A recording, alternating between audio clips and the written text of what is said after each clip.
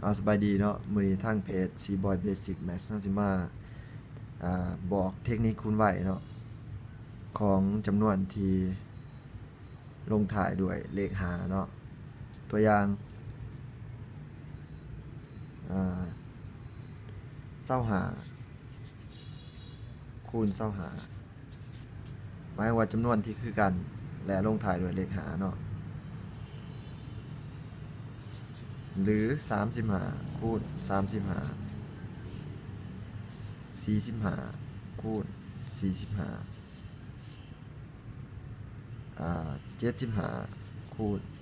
75ต่อไปเนาะเราสามารถคูณได้ด้วย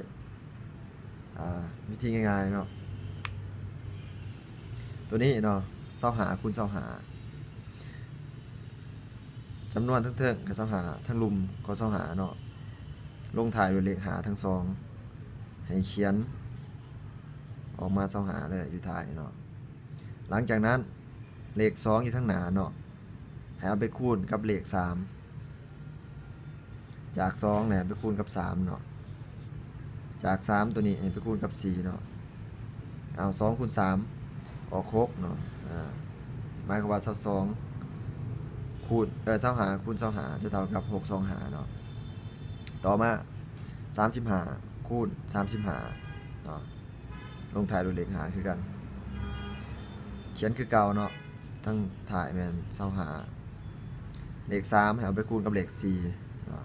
3 4เป็น12เนาะง่ายๆข้อต่อมา45คูณ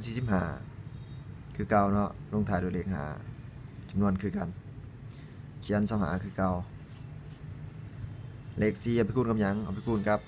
เลข5เนาะใหญ่กว่า4ขึ้นไปต้องเป็นเลข5 4 20เนาะข้อต่อมา75คูณ75ลงท้ายด้วย